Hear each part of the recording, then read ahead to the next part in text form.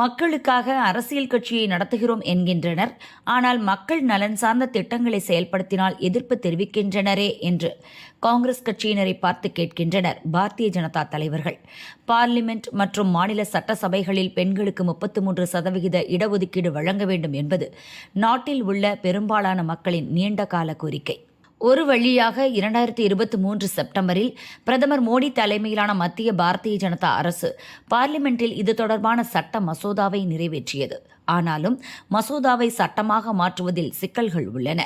இந்த பிரச்சினைகளுக்கு தீர்வு காண பார்லிமெண்ட் சிறப்பு கூட்டத்தொடரை வரும் 16ஆம் தேதி மத்திய அரசு கூட்டியுள்ளது. ஆனால் வழக்கம் போல் எதிர்க்கட்சியான காங்கிரஸ் இதற்கு எதிர்ப்பு தெரிவித்துள்ளது.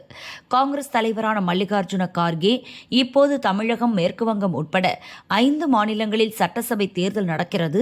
இந்த நேரத்தில் அவசரமாக மகளிர் மசோதாவை மத்திய அரசு கையில் எடுத்துள்ளதில் அரசியல் உள்நோக்கம் உள்ளது என்றார்.